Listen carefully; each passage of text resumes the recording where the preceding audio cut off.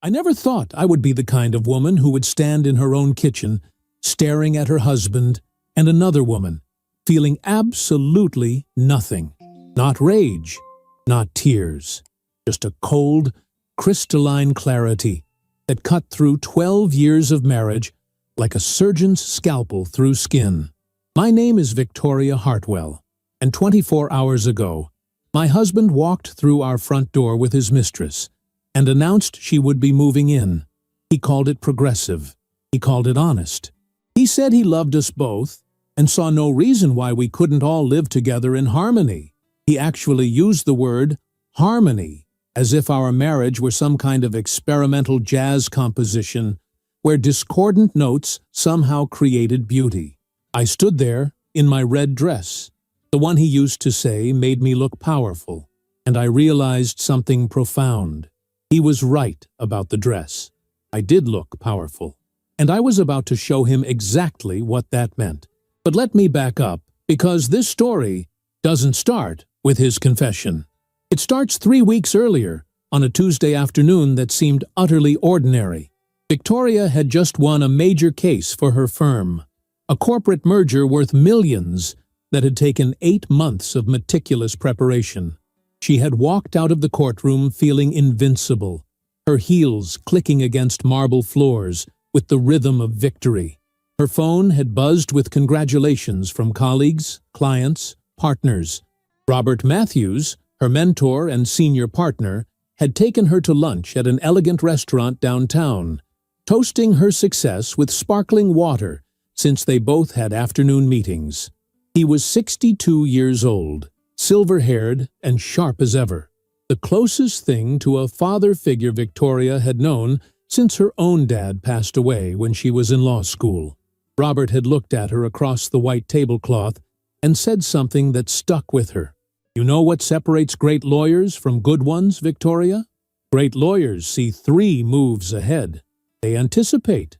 They prepare for scenarios others haven't even imagined yet." She had smiled, thinking he was talking about litigation strategy.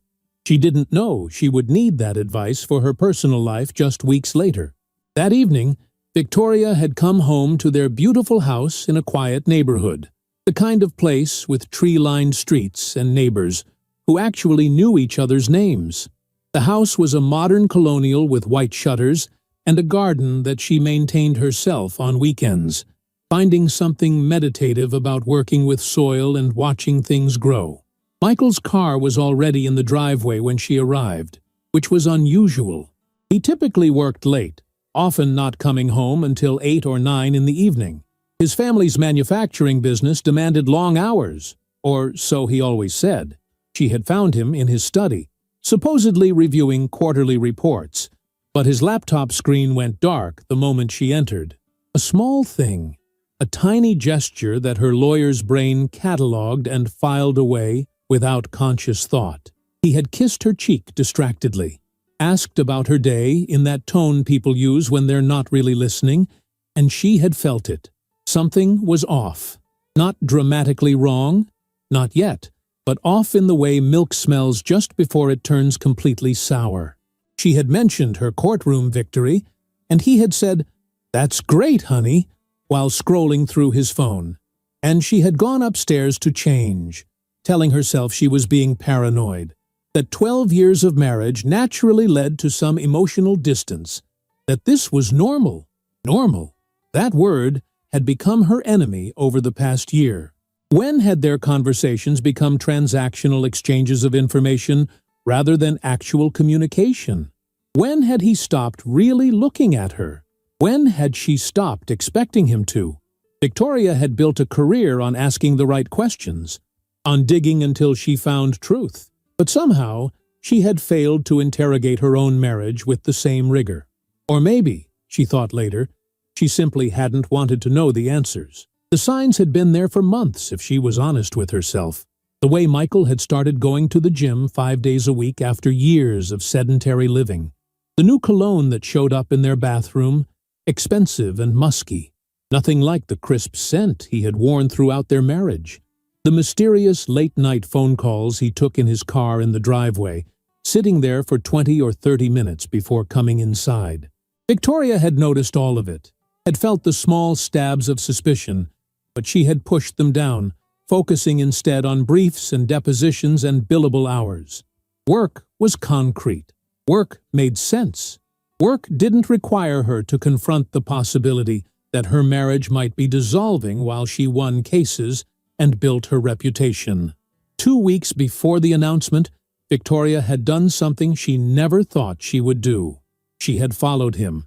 Not physically, not like some desperate character in a movie, but digitally. She had access to their phone records through their shared account, and one night while Michael was in the shower, she had looked, really looked, and there it was. Hundreds of calls and texts to a single number over the past 6 months. Hours and hours of communication. She had sat there on their bed, the phone in her hand feeling like it weighed 1,000 pounds, and she had made a choice. She didn't confront him. Not yet. Instead, she did what any good lawyer would do. She started building her case. Victoria had hired a private investigator, a woman named Sarah Mitchell, who came highly recommended by a divorce attorney friend. Sarah was efficient and discreet, and within a week, Victoria had photographs. Michael and a young woman, Amanda Pierce, 29 years old, worked in marketing at his company. They were having lunch together, leaving work together, entering a hotel together. The evidence was damning and comprehensive, and Victoria had looked at it all with that same cold clarity that would serve her so well later. She felt hurt, of course she did, but beneath the hurt was something else. Anger, yes, but also a kind of clinical interest in what came next. How would he handle this? What would he say when confronted? She had planned to confront him on a Saturday morning, had actually rehearsed what she would say, how she would present the evidence, what ultimatums she would deliver. But Michael had beaten her to it. He had come home that Friday evening, the one that would change everything, and he hadn't even tried to hide it. He had walked through the front door with Amanda Pierce beside him, both of them carrying overnight bags, and he had looked at Victoria with something that resembled nervous excitement, like a child presenting a questionable art project to a parent. "Victoria, we need to talk," he had said. And those 4 words, so common in their banality, had shifted her entire world on its axis. She had been standing in the kitchen, having just gotten home herself from a long day at the office. Still in her red dress and heels, still carrying her leather briefcase, still very much in lawyer mode. She had looked at Amanda, really looked at her for the first time beyond the surveillance photographs. The girl was pretty in that fresh-faced way young women often are, with long blonde hair and wide blue eyes that currently looked terrified. Good, Victoria had thought. She should be terrified. "This is Amanda," Michael had continued, as if Victoria didn't already know exactly who Amanda Pierce was, down to her college GPA and her student loan debt. "I know this is going to sound strange, but I need you to hear me out. I love you, Victoria. I really do. But I also have feelings for Amanda, strong feelings. And I've been doing a lot of reading about alternative relationship structures, and I think we could make this work, the 3 of us, together." Victoria had stood very still, her mind processing this information with the speed and efficiency of a computer running complex calculations. He wasn't asking for a divorce. He was asking for permission to have both of them. He wanted his successful, accomplished wife, who looked good at business dinners and could hold her own in any conversation. And he wanted his young, adoring mistress who probably laughed at all his jokes and made him feel vital and desired. He wanted everything. "You want me to agree to this?" Victoria had said, her voice perfectly level. Not a question, a statement. "I think if we're all honest and open, this could actually strengthen our relationships," Michael had said, and Victoria had recognized the language. He had been reading articles, probably on some forum for entitled men who wanted to have their cake and eat it too. "Monogamy is just a social construct, Victoria. We've evolved beyond that." Amanda had stood there looking increasingly uncomfortable, shifting her weight from foot to foot. clearly not expecting this conversation to happen quite like this. Victoria had wondered how Michael had sold her on this plan. What promises had he made? What future had he painted? "How long has this been going on?" Victoria had asked. 6 months, Michael had admitted. "But Victoria, I never stopped loving you. This isn't about you not being enough. It's about me having the capacity to love more than one person. The capacity to love.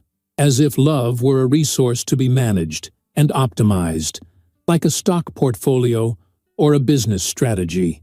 Victoria had felt something shift inside her then, something fundamental. The hurt was still there, sharp and real, but it was being rapidly overtaken by something else.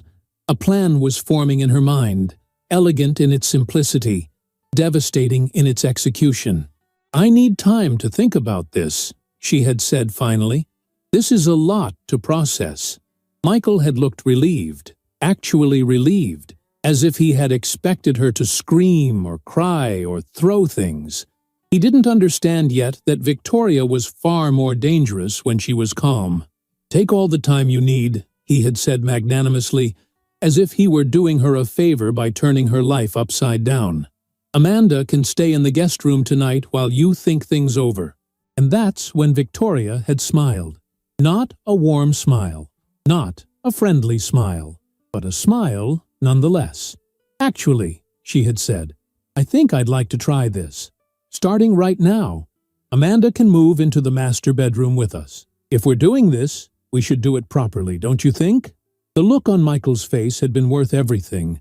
Confusion mixed with triumph, mixed with something that might have been fear. Amanda had gone pale. But Victoria had kept smiling that cool, controlled smile, and she had picked up her briefcase and walked upstairs, her heels clicking on the hardwood with absolute certainty. She had 24 hours, she had calculated, 24 hours to show Michael exactly what he had asked for. 24 hours to make him regret every single decision that had led to this moment, and she was going to use every single minute. Victoria stood in her walk-in closet, the door closed behind her, and allowed herself exactly 60 seconds to feel everything. The betrayal, sharp and hot in her chest. The humiliation of having another woman brought into her home like some kind of acquisition. The rage that made her hands shake slightly as she unbuttoned her dress. 60 seconds. She counted them down in her head, breathing deeply, letting the emotions wash over her, and then recede like a wave pulling back from shore. When the minute was up, she straightened her shoulders, selected a comfortable pair of black pants and a crisp white blouse, and began to plan.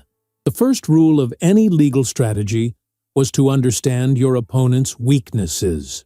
Michael's weakness was his ego.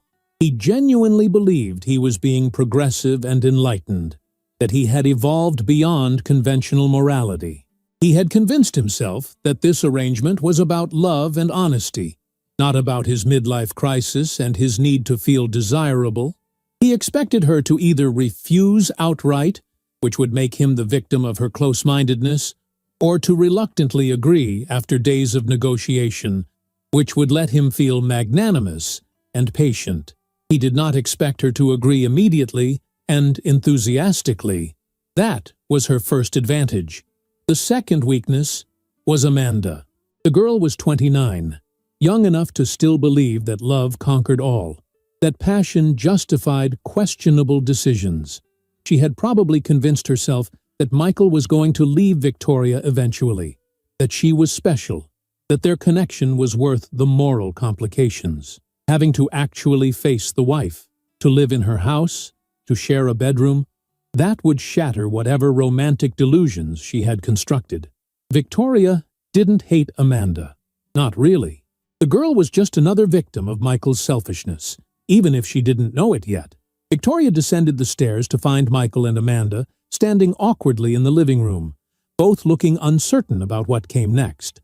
"I've been thinking," Victoria said brightly, her voice warm and welcoming, in a way that made Michael's eyes narrow with suspicion. "If we're going to do this, we should establish some ground rules. Communication is key in any relationship. Isn't that right, Michael? Absolutely, he said cautiously. So let's start with honesty. Amanda, how long have you been in love with my husband? Amanda's face flushed red. We didn't mean for it to happen. It just did. Things just happen, Victoria repeated thoughtfully, like earthquakes or car accidents, completely beyond anyone's control. She moved to the kitchen, pulling out wine glasses. Would you like some wine, Amanda? Or are you more of a beer person? I want you to feel comfortable here. This is your home now, too, after all. Michael was watching her carefully now, trying to figure out what game she was playing. Good. Let him wonder. Victoria poured 3 glasses of expensive red wine, a bottle from their collection that Michael had been saving for a special occasion. Well, this certainly qualified. To new beginnings, she toasted, raising her glass. And to honesty. Michael, why don't you tell me about your first date with Amanda? I'd love to hear all the details. The next hour was exquisite torture, and Victoria orchestrated it like a symphony. She asked questions with genuine seeming interest, forcing Michael to recount the progression of his affair while sitting in the home he shared with his wife. Where did you go for your first kiss? What did you talk about? When did you first tell her you loved her? Amanda grew increasingly uncomfortable, her answers becoming shorter and quieter. Michael tried to frame everything in the language of inevitability and emotion, but stripped of secrecy and excitement. The affair sounded exactly like what it was, a middle-aged man pursuing a younger woman who worked for him. This is fascinating, Victoria said, when Michael mentioned taking Amanda to a hotel downtown. That's the Riverside Inn, isn't it? Room 314. I know because I have the credit card statements. You stayed there 7 times over the past 4 months. That's almost $2,000 in hotel rooms, Michael. I hope the experience was worth it. The color drained from Michael's face. You knew? Of course I knew. I'm a lawyer, darling. I notice things. I investigate. I gather evidence. She took a sip of wine. I've known for 2 weeks. I hired a private investigator. I have photographs, phone records, witness statements. I could have filed for divorce already. But then you came home with this interesting proposal, and I thought, why not see where this goes? Amanda stood abruptly. I should leave. This is clearly not going to work. Sit down, Amanda, Victoria said, her voice still pleasant, but with an edge of steel that made the younger woman obey instantly. You wanted to be part of this relationship. You pursued a married man. You knew he had a wife. You don't get to run away now just because it's uncomfortable. Michael promised you something, didn't he? A life together? A future? Well, here's your future. Here's what it looks like when you're the other woman who thought she was special. Victoria, that's not fair, Michael interjected. We agreed to try this. Oh, we're trying it, Victoria assured him. I'm completely committed to the next 24 hours. In fact, let me show you just how committed I am. Amanda, let's go upstairs and get you settled in our bedroom. I'll show you where everything is. We can move some of Michael's things to make room for your clothes. This is going to be so much fun. She led them both upstairs to the master bedroom, a spacious room with a king-size bed and elegant furnishings that Victoria had carefully selected over the years. Now, let's think about sleeping arrangements, she said cheerfully. Michael, you usually sleep on the left side. I sleep on the right. Amanda, where would you like to sleep? In the middle? Or should we rotate positions each night to keep things fair? Amanda looked like she might cry. I can't do this. Sure you can, Victoria said.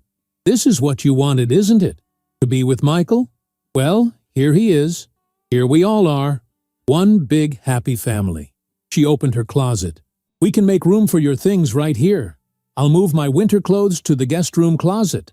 And we should definitely coordinate our wardrobes. We don't want to show up to events wearing the same thing. That would be awkward. Michael was starting to understand that he had made a terrible miscalculation. Maybe we're moving too fast.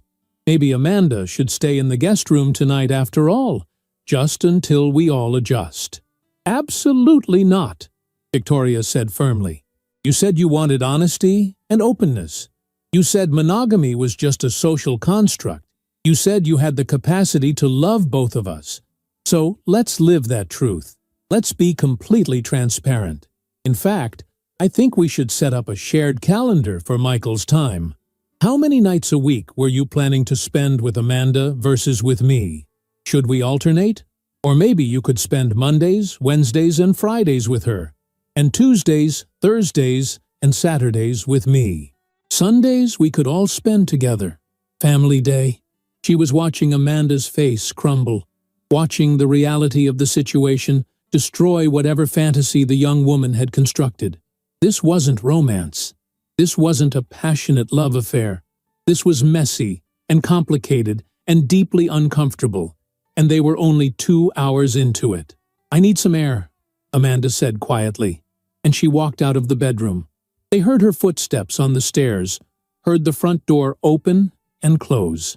Michael turned to Victoria, and for the first time she saw real fear in his eyes. What are you doing? I'm giving you exactly what you asked for, she said simply. You wanted both of us. You wanted this arrangement. I'm just making sure we do it right. You're trying to drive her away. Am I? I'm being nothing but welcoming. I'm making room for her in our home, in our bed, in our life. If she can't handle it, maybe that says something about the viability of this whole arrangement, don't you think? Michael ran his hands through his hair, a gesture Victoria recognized from 12 years of marriage. He did it when he was frustrated, when things weren't going according to plan. This isn't what I wanted. No? Then what did you want, Michael? Did you want me to quietly accept that you're sleeping with a woman 11 years younger than me? Did you want me to give you permission to have your affair with my blessing so you wouldn't have to feel guilty? Did you want to keep your stable, successful wife at home while you had exciting adventures with your girlfriend? Victoria's voice was still calm, but now there was something deadly in it. You wanted to have everything without consequences. You wanted to rewrite the rules of our marriage without my input. You wanted me to just accept this. I love her, Michael said, and it was probably the first honest thing he had said all evening. You love how she makes you feel, Victoria corrected. You love being wanted by someone young and pretty. You love the excitement of sneaking around. You love having someone who looks at you like you're special. But love, real love, that's what we had before you destroyed it. Love is the 12 years I spent building a life with you. Love is coming home after winning the biggest case of my career and wanting to tell you about it first. Love is the garden I planted because you mentioned once that you liked roses. Love is 1,000 small choices to put someone else's happiness alongside your own. She walked to the window, looking out at the darkening street. You threw that away for 6 months of hotel rooms and secret texts. And now you want me to pretend that's noble? That's evolved? No, Michael. What you did is the oldest story in the world. Husband gets bored. Husband finds younger woman. Husband thinks he deserves both. There's nothing progressive about it. It's just selfish. So what happens now? Michael asked quietly. Victoria turned back to him, and her smile was sad and knowing. Now we see how the next 24 hours play out. Amanda will either come back or she won't. If she comes back, we'll continue this experiment you proposed. I'll be the perfect wife, sharing my home and my husband with grace and maturity. I'll show you exactly what you asked for until you realize how fundamentally broken this idea is. And if she doesn't come back, well, then you'll know that what you had with her couldn't survive even one evening of reality. And us? Michael asked. What about us? I think you killed us when you walked through that door with another woman and asked me to accept it, Victoria said softly. But I'm willing to let you figure that out for yourself. They stood there in their bedroom, 12 years of marriage hanging in the air between them like smoke. Victoria could see Michael trying to find a way back, trying to find the words that would undo the damage. But there were no such words. Some things, once broken, couldn't be repaired. They could only be acknowledged and mourned. The front door opened downstairs. Amanda had come back. Victoria heard her tentative footsteps in the hallway, heard her pause at the bottom of the stairs. "Well," Victoria said brightly, her mask sliding back into place. "Our guest has returned. Let's go see if she's ready to try this again, shall we?" Amanda was standing in the foyer, her face blotchy from crying, her hands twisting together nervously. She looked up as Victoria and Michael descended the stairs, and Victoria could see the girl had been sitting in her car, probably calling a friend, probably questioning every decision that had led her to this moment. Good. Doubt was healthy. Doubt meant the fantasy was cracking. "I'm sorry," Amanda said, her voice small. "I just needed a minute. This is all very overwhelming." "Of course it is," Victoria said warmly, moving toward her with the grace of a hostess welcoming a guest. "This is a big adjustment for all of us. Why don't we order some dinner? I'm starving, and I'm sure you must be too. What do you like, Amanda? Italian? Chinese? We could order from that new Thai place downtown. Michael loves their curry." The casual domesticity of the suggestion seemed to throw Amanda off balance again. She had probably expected confrontation, drama, the wronged wife screaming and throwing things.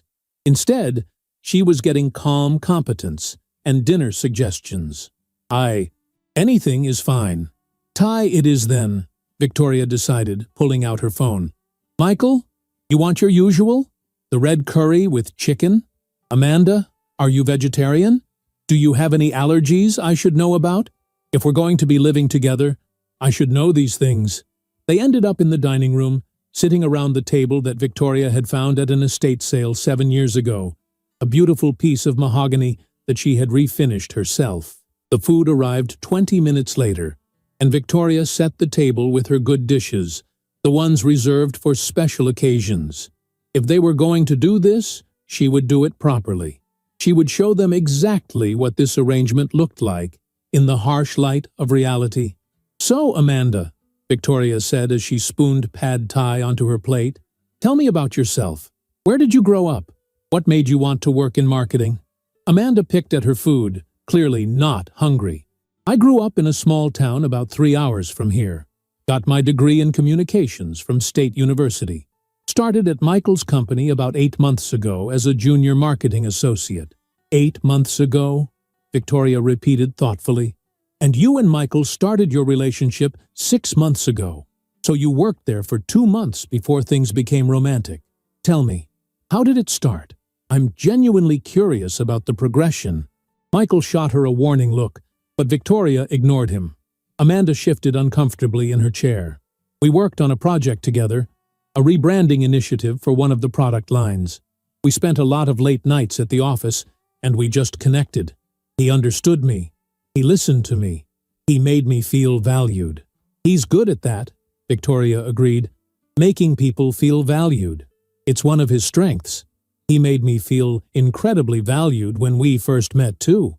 I was in my second year of law school, working part-time at a coffee shop to pay my tuition.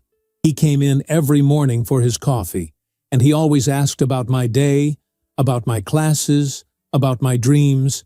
He was the first person who made me believe I could actually make it as a lawyer." She took a bite of her curry, letting the words hang in the air. "Of course, back then he was working for his father, learning the business. He wasn't the successful entrepreneur yet. I supported him through that transition. When his father got sick, I was the one sitting with him in hospital waiting rooms. When he was trying to decide whether to modernize the company or keep doing things the old way, I was the one helping him think through the options. I believed in him when he was still figuring out who he wanted to be." "Victoria," Michael said quietly, but she continued as if he hadn't spoken. "And then his father died, 3 years into our marriage, and Michael inherited everything. The business, the money, the house we're sitting in right now, and I was happy for him. Genuinely happy. I threw myself into my own career so he could focus on his. I worked 70-hour weeks building my practice so that he wouldn't feel pressure to be the sole provider. I wanted us to be partners, equals.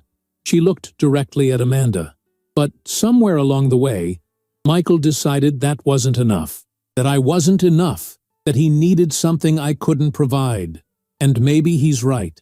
Maybe I can't compete with the excitement of a new relationship, with someone who doesn't know all his flaws yet, who hasn't seen him at his worst. That's not fair, Michael said. This isn't about you not being enough. I told you that. Then what is it about? Victoria asked, and for the first time that evening, there was real pain in her voice. Explain it to me, Michael. Make me understand why 12 years of partnership wasn't worth protecting. Why you had to bring someone else into our marriage without even discussing it with me first. I tried to talk to you, Michael said, his own frustration showing now. But you're always working, always at the office or bringing work home. When was the last time we had a real conversation that wasn't about schedules or bills or whose turn it was to pick up the dry cleaning? So, this is my fault? Victoria's voice rose slightly. Because I was working to build a career? Because I wasn't paying enough attention to you? That's not what I'm saying. Then what are you saying? Because from where I'm sitting, it sounds like you're blaming me for your decision to have an affair. Amanda stood abruptly, her chair scraping against the hardwood floor. I can't do this. I can't sit here and listen to you two fight about your marriage while I'm supposed to just be okay with being the other woman. This is insane. This whole thing is insane. Sit down, Amanda, Victoria said, her voice sharp. You wanted to be part of this relationship. You knew Michael was married. You still pursued him. You don't get to play the victim now. I'm not playing anything, Amanda shot back, and there was finally some fire in her voice. I fell in love with him.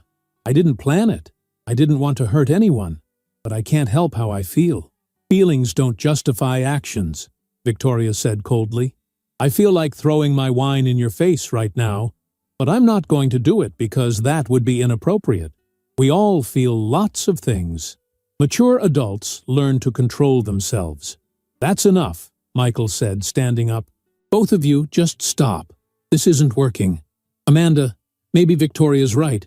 Maybe you should stay in the guest room tonight. We can talk about this more tomorrow when everyone's calmer. No, Victoria said firmly. We agreed to try this. We're trying it. Amanda stays in our bedroom or she leaves entirely. Those are the options, Michael. You wanted both of us. You wanted this arrangement, so we're doing it your way. She stood and walked toward the stairs. I'm going to get ready for bed. You two figure out what you want to do. But just so we're clear, if Amanda leaves now, she doesn't come back. If she stays, we do this properly.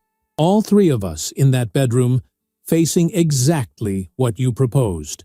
Victoria climbed the stairs with measured steps, her heart pounding but her expression perfectly controlled. She could hear Michael and Amanda talking in urgent, hushed voices below, but she didn't try to listen.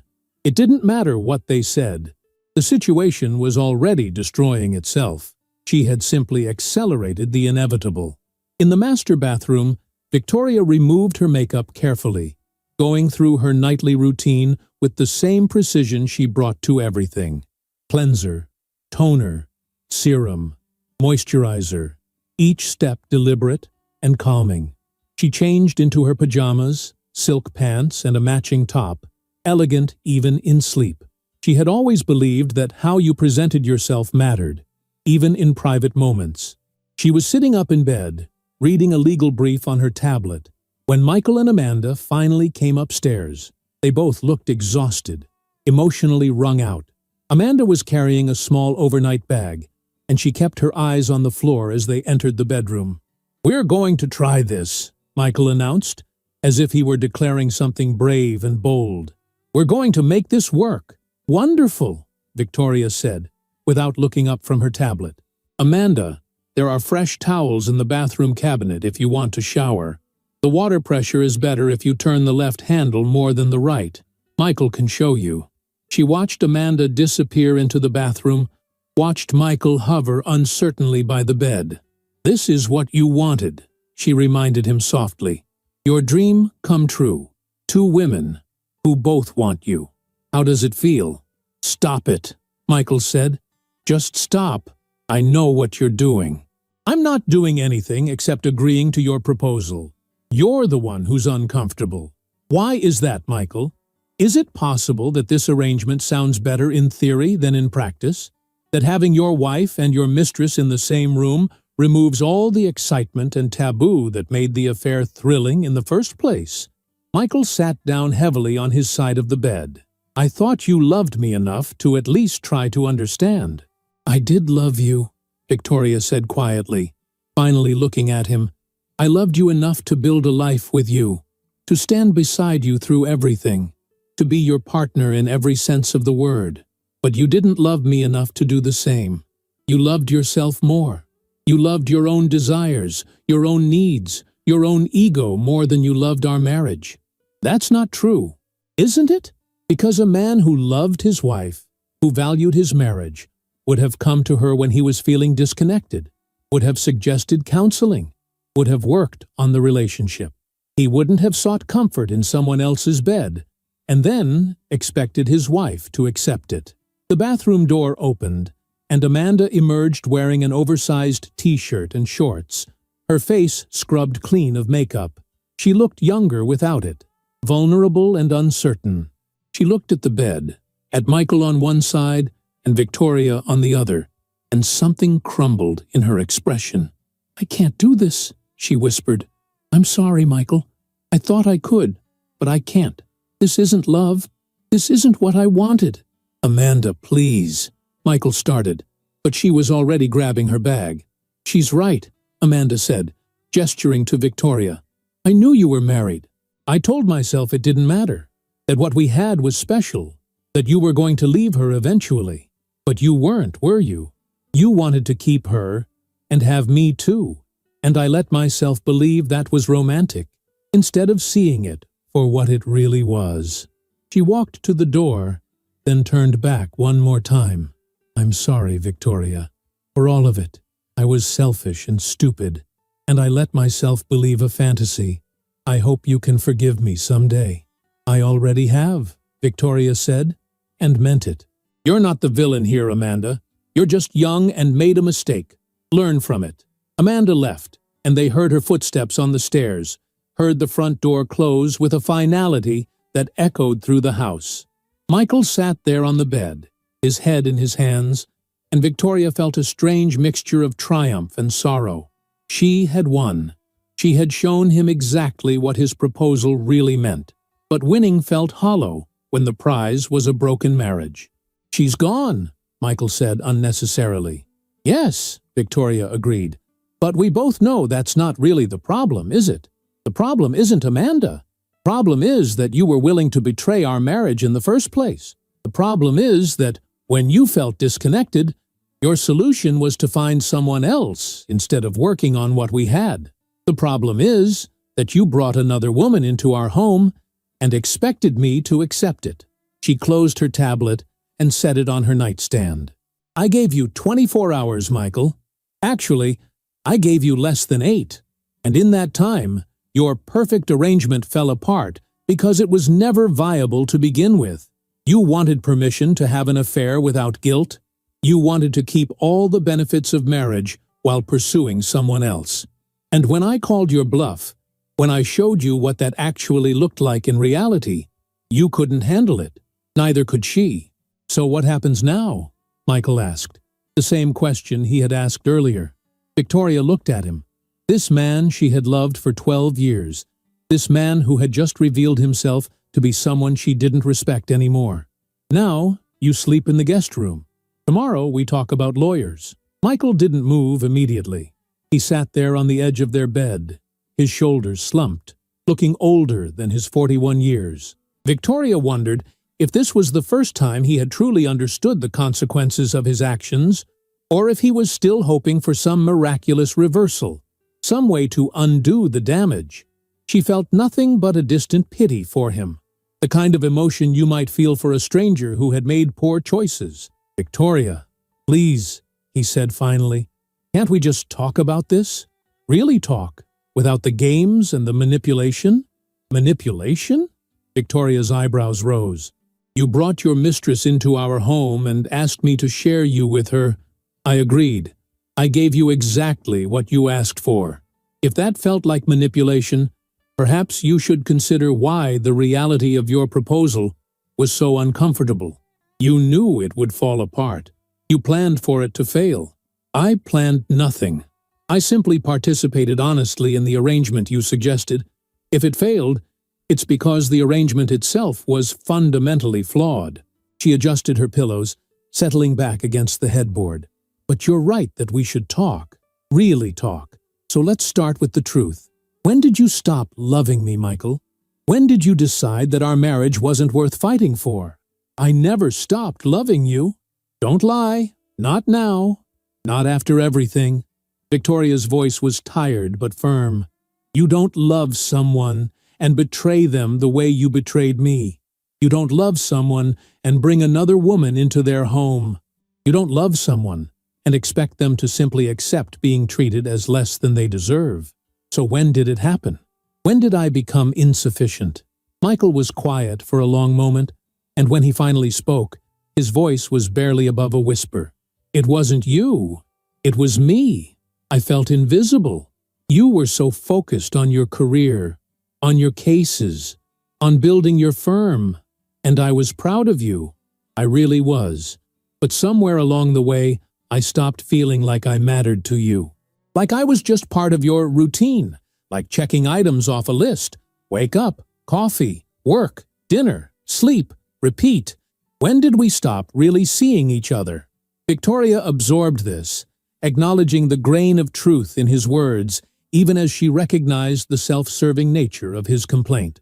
So, instead of talking to me about feeling neglected, instead of suggesting we make changes or seek counseling, you decided to find validation elsewhere. You made a choice to step outside our marriage, rather than working to improve it. I didn't plan for it to happen. I didn't wake up one day and decide to have an affair. But you didn't stop it either. The first time you and Amanda had a conversation that crossed professional boundaries, you could have pulled back. The first time you felt attracted to her, you could have recognized that as a warning sign about our marriage and addressed it with me. Instead, you pursued it. You chose it. Every text message, every secret meeting, every lie you told me about working late, those were all choices you made. Michael stood and walked to the window, the same window Victoria had stood at earlier that evening. The street outside was dark now, quiet and still, the kind of peaceful suburban night they had shared for years. I was lonely, he said. Even when we were in the same room, I was lonely. And Amanda made me feel seen again. She laughed at my jokes. She was interested in what I had to say. She made me feel alive. She made you feel desired, Victoria corrected. There's a difference. She's 29 years old, Michael. She's at a completely different life stage. Of course, she was impressed by you. You're older, established, her boss. You held power over her career. That dynamic is intoxicating, but it's not sustainable. It's not real partnership. It felt real. I'm sure it did. Fantasies always feel real until you try to live them. Victoria pulled her knees up to her chest, wrapping her arms around them. Do you want to know what the worst part is? It's not even the affair itself. People make mistakes. People get weak. The worst part is that you thought so little of me, that you believed I would accept this arrangement, that you could ask me to share you, and I would just go along with it. Because what? Because I'm supposed to be grateful you're being honest now? Because I should be enlightened enough to overcome my outdated belief in monogamy? I thought we could evolve beyond traditional relationship structures. No, you thought you could have everything you wanted without consequences. You thought you could keep your stable home life and your exciting affair. You thought you deserved both. And when I agreed, when I removed all the secrecy and taboo, you discovered that what you actually wanted wasn't the relationship itself, but the thrill of having something forbidden. Michael turned from the window, and there were tears in his eyes. I've ruined everything, haven't I? Yes, Victoria said simply. You have. Is there any way to fix this? Any chance at all? Victoria considered the question seriously, looking at this man she had spent 12 years with, this man who had once been her best friend and partner. Could she forgive him? Perhaps, eventually. Could she trust him again? That seemed infinitely more difficult. Could she continue to be married to someone who had demonstrated such poor judgment and such fundamental disrespect for their partnership? That question answered itself. "I don't think so," she said quietly. "I think too much has been broken. Trust isn't something you can just repair with apologies and promises. It's built over years through consistent actions, and you've demolished it in 6 months. Every time I look at you now, I'm going to remember that you chose someone else over our marriage. Every time you're late coming home, I'm going to wonder if you're being honest. Every time you look at your phone, I'm going to question who you're texting. That's not a marriage, Michael. That's a prison. So we're done? Just like that? 12 years, and we're finished? Not just like that. You finished us when you started seeing Amanda. I'm just acknowledging what you already did." Victoria uncurled herself from the bed and stood, walking to her dresser. She pulled out a business card from the top drawer and handed it to Michael. "This is Sarah Mitchell. She's a private investigator. I hired her 2 weeks ago. She has documentation of your affair, photographs, hotel receipts, witness statements, everything you would need to know about what I know." Michael stared at the card in disbelief. "You've been planning this. I've been protecting myself. There's a difference. I'm a lawyer, Michael. I know how divorces work. I know that being prepared makes the process cleaner and faster. I wasn't planning to use any of this.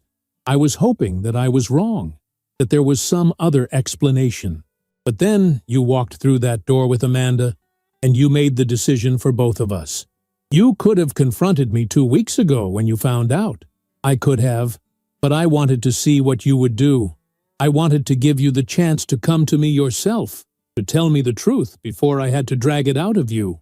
You failed that test spectacularly." Victoria sat back down on the bed, suddenly exhausted. "Guest room, Michael.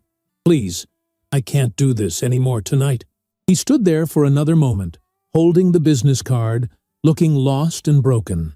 Part of Victoria wanted to comfort him, the part that remembered loving him, the part that had spent 12 years caring about his well-being. But that part was smaller now, quieter, overwhelmed by the part that knew she deserved better than this.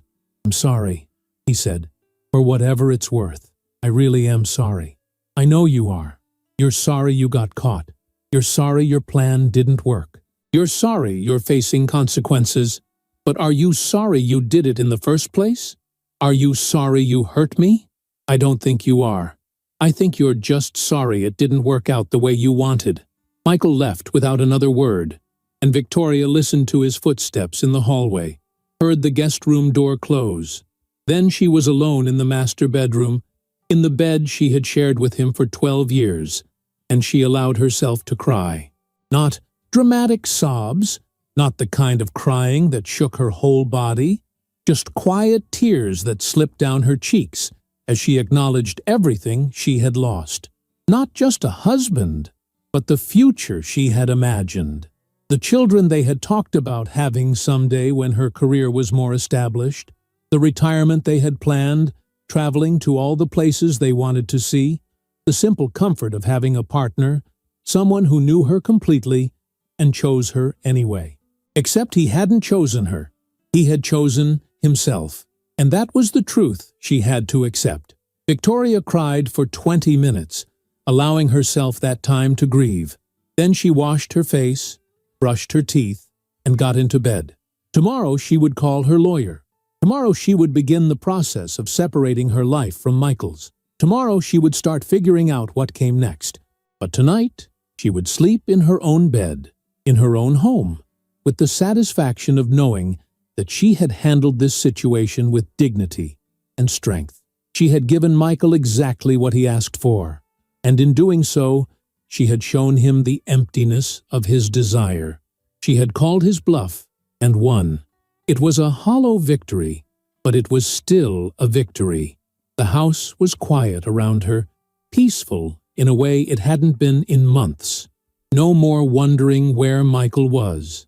No more checking his phone records. No more pretending everything was fine when it clearly wasn't. Just silence, and the certain knowledge that she had done the right thing. Victoria closed her eyes and thought about what Robert Matthews had said to her at lunch, about seeing 3 moves ahead. She had anticipated Michael's reaction. She had prepared for this moment. She had controlled the situation instead of letting it control her. That was power. That was agency. That was who she was.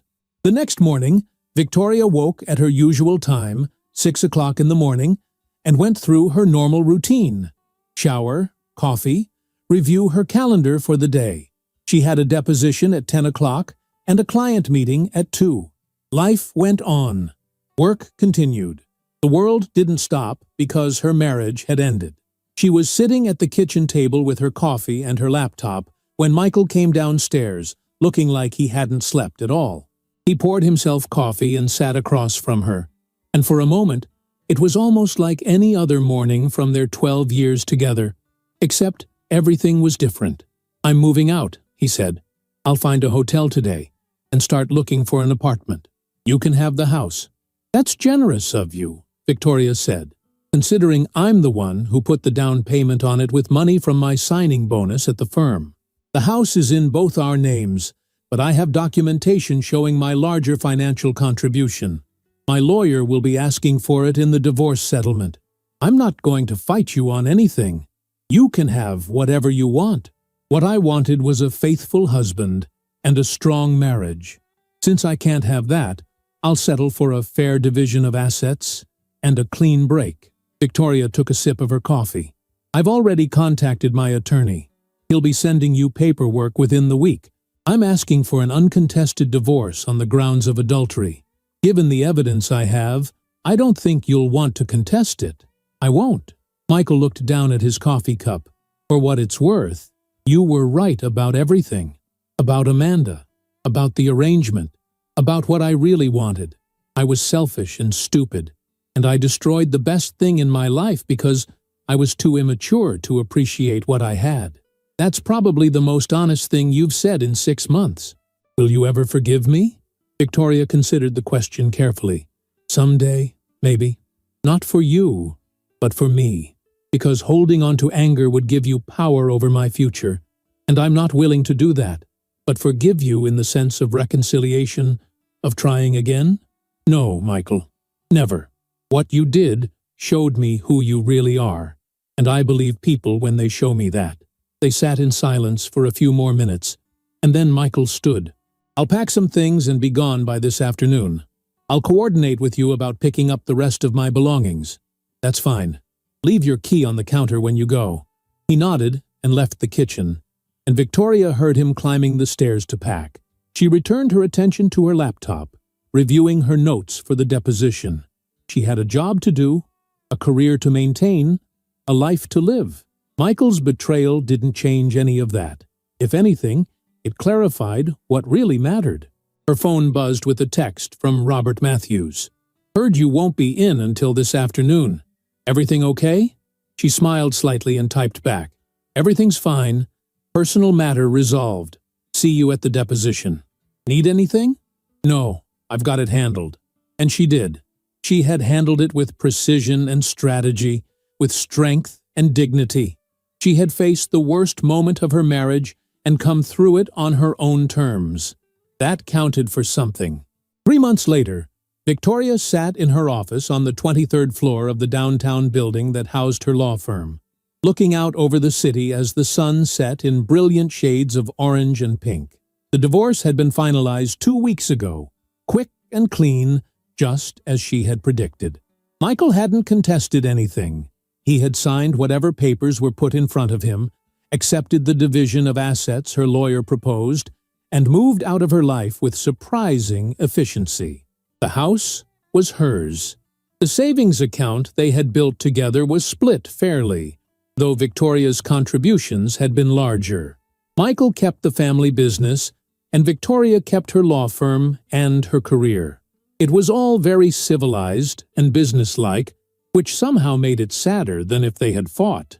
She hadn't seen him since he moved out that morning after Amanda left. All communication had gone through lawyers. She had heard through mutual acquaintances that he was dating again. Different women, nothing serious. The pattern continued. Some people never learned. Victoria had thrown herself into work with renewed intensity, taking on challenging cases and winning them with the same precision she had applied to dismantling her marriage. Her reputation had only grown stronger. Clients sought her out specifically because they knew she was brilliant, strategic, and unshakable under pressure. What they didn't know was that every victory in the courtroom felt like a small redemption, proof that she was more than the woman whose husband had betrayed her. But today was different. Today, Victoria was leaving the office early for the first time in 3 months. She had somewhere to be, something important that had nothing to do with billable hours or legal strategy. Her phone buzzed with a text from Robert Matthews. "Ready for tonight? I'm proud of you, you know." Victoria smiled and typed back, "As ready as I'll ever be. Thank you for everything." Robert had been her rock through the divorce, offering wisdom and support without judgment. He had reminded her that endings were also beginnings, that loss created space for something new. She hadn't believed him at first, but slowly, painfully, she was starting to understand what he meant. She packed her briefcase, straightened her desk, and took the elevator down to the parking garage. Her car was waiting, and she drove through the early evening traffic toward the community center on the east side of town. It was a neighborhood she didn't usually visit, working class and diverse, full of families struggling to make ends meet. 6 weeks ago, she had received a call from the director of the center, a woman named Patricia Torres, who had gotten Victoria's name from a referral network for pro bono legal services. The center was being threatened with closure due to a zoning dispute. A developer wanted to buy the building and turn it into luxury condos. The families who relied on the center for after-school programs, job training, and community support would have nowhere to go. Patricia had explained all of this in a voice that was tired but determined, and something in Victoria had responded to that determination. She had taken the case without hesitation. For 6 weeks, Victoria had worked evenings and weekends researching zoning laws, filing motions, gathering evidence of the center's community impact. She had discovered irregularities in the developer's proposal, conflicts of interest in the zoning board, environmental concerns that had been overlooked. She had built a case brick by brick, and today there had been a hearing. Today, the zoning board had ruled in favor of the community center. The building was safe. The programs would continue. Families would still have a place to turn when they needed help. Patricia was waiting for her in the center's main hall, which had been decorated with balloons and handmade signs thanking Victoria for her work. Children were running around playing, parents were setting out food for a celebration, and the noise and energy were a sharp contrast to the quiet elegance of Victoria's law office. "You came!" Patricia exclaimed, pulling Victoria into a tight hug. "I wasn't sure you would. I know how busy you are." "I wouldn't miss this," Victoria said, and meant it. This victory felt different from her courtroom wins. This felt personal and meaningful in a way that corporate mergers and contract disputes never had. A little girl, maybe 7 years old, ran up to Victoria and thrust a drawing into her hands. "I made this for you. Miss Patricia said you saved our center." The drawing showed a stick figure woman in a red dress standing in front of a building with a big heart drawn over it. "Thank you," the crayon letters said at the bottom. Victoria felt her throat tighten with emotion. "This is beautiful," she managed. "Thank you so much. I'm going to hang this in my office." The little girl beamed and ran off to rejoin her friends. Patricia smiled. "You've made a real difference here. These families, they don't have much, but this center gives them hope, gives their kids a safe place to go. You gave us that future back." "I just did what any lawyer would do," Victoria said, uncomfortable with the praise. "No," Patricia corrected gently. "You did what a good person does. You saw people who needed help, and you helped them, even though there was no money in it for you, even though you had your own struggles to deal with. That's not just being a lawyer. That's being human. Victoria stayed for an hour, eating potluck food and listening to parents tell her what the center meant to them. A single mother who relied on the after-school program so she could work her evening shift. An older man who had learned English there after immigrating 5 years ago. A teenager who was planning to be the first in her family to go to college thanks to the tutoring program. Each story was a reminder that the law wasn't just about contracts and corporations. It was about protecting people, about fighting for those who couldn't fight for themselves. When Victoria finally left, driving back toward her quiet house in her quiet neighborhood, she felt something she hadn't felt in months. Purpose. Not the hollow satisfaction of winning a case for a wealthy client, but the deep fulfillment of knowing she had used her skills to make a real difference. She pulled into her driveway and sat in the car for a moment, looking at the house that was now just hers. It didn't feel lonely tonight. It felt peaceful. She had planted new flowers in the garden last weekend, bright yellow daisies that brought cheerfulness to the space. She had rearranged the furniture in the living room, getting rid of pieces that reminded her too much of Michael and bringing in new ones that reflected only her taste. She had painted the master bedroom a soft blue-gray that made her feel calm. Slowly, she was making the house her own, filling it with her choices, her preferences, her life. Inside, Victoria changed out of her work clothes into comfortable pants and a sweater. She poured herself a glass of wine and sat in her favorite chair by the window, the one that looked out over the garden. The drawing from the little girl at the community center was already on her refrigerator, held up by a magnet shaped like a scales of justice that Robert had given her when she made partner. Her phone rang. It was her sister, Emily, calling from across the country. "Hey, how did the hearing go?" "We won," Victoria said, unable to keep the smile out of her voice. "The center is safe." "That's amazing. I'm so proud of you. Are you celebrating?" "I just came from a party at the center. It was wonderful. All these families thanking me, kids showing me their artwork. It reminded me why I went to law school in the first place. Not for the corporate mergers," Emily teased gently. "Definitely not for the corporate mergers." Victoria took a sip of wine. "I've been thinking about making some changes at the firm. Maybe taking on more pro bono work. Maybe shifting my focus toward cases that actually matter to real people instead of just shuffling money between corporations." "That sounds like a good plan. How are you doing otherwise?" "Really doing?" Victoria considered the question honestly. "I'm okay. Some days are harder than others. Sometimes I still get angry about what Michael did, about the time I wasted on him, but mostly I just feel relieved. Relieved that I found out who he really was before I wasted any more years. Relieved that I don't have to pretend anymore." "Have you thought about dating again?" "Not even a little bit," Victoria laughed.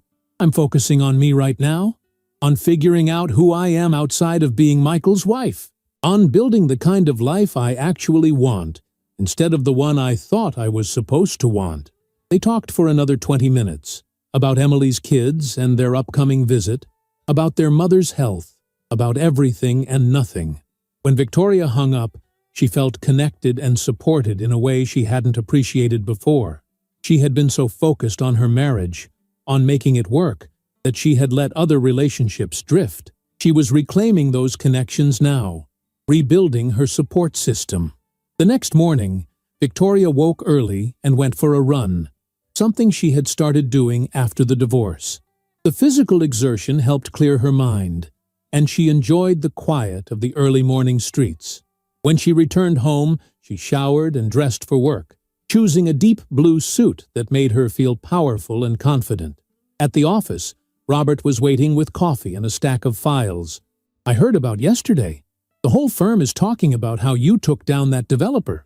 The center deserved to stay open. It was the right thing to do. It was also brilliant legal work. You found angles nobody else saw." Robert handed her one of the files. "Which is why I want to talk to you about something. The firm is expanding our public interest division. We need someone to head it up, someone who understands both the business side and the social impact side. Someone who can win cases that matter. Victoria opened the file, scanning the details. It would mean a shift in her practice. Fewer corporate clients and more community organizations, nonprofits, individuals who needed help but couldn't afford traditional legal fees. It would probably mean less money, at least initially. But it would mean work that felt meaningful, cases that made a difference. "I want to do it," she said without hesitation. "When do I start?" "Immediately, if you're ready. We've already got a backlog of potential cases.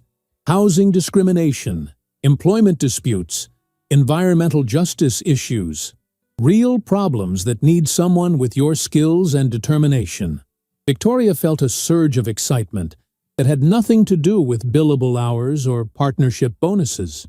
This was what she had been missing, this sense of purpose and meaning. "I'm ready."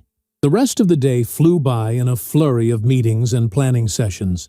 Victoria dove into the new cases with enthusiasm, her mind already strategizing and analyzing. By the time she left the office that evening, she was energized rather than exhausted. As she drove home, Victoria thought about the woman she had been 3 months ago, standing in her kitchen while her husband introduced his mistress. That woman had been hurt and betrayed, but she had also been strong enough to turn the situation to her advantage. She had given Michael exactly what he asked for and shown him how bankrupt his desires really were. She had protected herself, gathered evidence, and managed her divorce with the same skill she brought to her legal practice. But more importantly, that night had shown Victoria who she really was. Not just Michael's wife, not just a successful lawyer, but a woman who could face betrayal and humiliation and still maintain her dignity. A woman who could turn pain into power. A woman who could rebuild her life according to her own values and priorities. 6 months ago, if someone had told Victoria that her husband would have an affair and ask for a second wife, she would have been devastated. She would have thought it was the worst thing that could happen to her. Now, driving through the city as the lights came on against the darkening sky, she understood something profound. Michael's betrayal hadn't destroyed her. It had freed her from a marriage that wasn't really working, from a partner who didn't value her, from a life that looked perfect on the outside, but felt hollow on the inside. Freed her to discover what she really wanted, what really mattered, who she really was, when nobody else's expectations shaped her choices. Michael had asked for a second wife, and he had gotten exactly that for 24 hours. In those 24 hours, he had lost everything that mattered. His marriage, his mistress, his self-respect. He had discovered that his fantasy couldn't survive contact with reality, that the thrill he sought was inseparable from the secrecy and taboo he had now destroyed. And Victoria? She had discovered that she was stronger than she had ever imagined, that she could face the worst and come through it with grace, that she could use her pain to fuel positive change, both in her own life and in the lives of others, that she didn't need a husband to be complete, didn't need anyone's validation to know her worth. She pulled into her driveway as the last light faded from the sky. The house glowed warmly from within, the lights she had left on welcoming her home, her space, her life. She grabbed her briefcase and the files for her new cases, already thinking about strategy, about how she could help the families and individuals who were counting on her. Inside, Victoria made herself dinner, a simple pasta dish that she ate while reviewing case files at the kitchen table. The little girl's drawing was still on her refrigerator, the stick figure in the red dress standing proudly in front of the building she had saved. Victoria smiled at it, remembering the child's excited face, the gratitude in Patricia's eyes, the realization that her skills could be used for something genuinely good. Later, as she got ready for bed, Victoria caught sight of herself in the bathroom mirror. She looked the same as she had 6 months ago, but she felt completely different, stronger, clearer, more herself. The woman in the mirror had been tested. and had proven her mettle. She had faced betrayal with intelligence and strategy. She had turned humiliation into empowerment. She had rebuilt her life on her own terms. Victoria thought about Amanda sometimes, wondering if the young woman had learned anything from that disastrous evening. She hoped so. She hoped Amanda would be more careful about whose promises she believed, about what situations she allowed herself to be pulled into. She held no ill will toward the girl. Amanda had been a symptom, not the disease. The disease had been Michael's selfishness, his entitlement, his belief that he deserved everything without earning it. As for Michael, Victoria rarely thought about him anymore. When she did, it was with a kind of detached curiosity about what he might be doing, how he might be justifying his choices to himself. She didn't hate him. Hate required too much energy, too much ongoing emotional investment. She had simply moved on, closing that chapter of her life and opening a new one. Victoria climbed into bed, into the space that was now entirely hers, and felt a sense of peace settle over her. Tomorrow she would start working on cases that mattered. Tomorrow she would continue building the life she actually wanted, instead of the one she had settled for. Tomorrow she would wake up as herself, fully and completely, with no apologies and no regrets. Her husband had asked for a second wife, and in doing so he had given Victoria the greatest gift imaginable. He had shown her that she didn't need him, that she was capable of standing alone, that her strength came from within, not from any relationship or role or expectation. She had given him his wish for 24 hours, and in those 24 hours, she had reclaimed her power, her dignity, and her future. Michael had lost everything. Victoria had gained herself, and as she drifted off to sleep in her peaceful house in her quiet neighborhood, Victoria smiled, because she knew something Michael would probably never understand. True power wasn't about controlling others or having everything you wanted. True power was knowing your worth and refusing to accept anything less than you deserved. True power was walking away from what hurt you and toward what healed you. Michael had asked for a second wife. He got two for 24 hours. And then he got exactly what he deserved. Nothing. Victoria got something far more valuable. She got her life back. And this time, she was going to live it on her own terms. If you enjoyed the story, leave a like and subscribe to the channel. And drop a comment below. What city are you watching from? And if your heart tells you to, feel free to leave me a tip on Buy Me a Coffee. Just check the first pinned comment. Thanks for keeping me company and for the coffee, and I'll see you in the next story.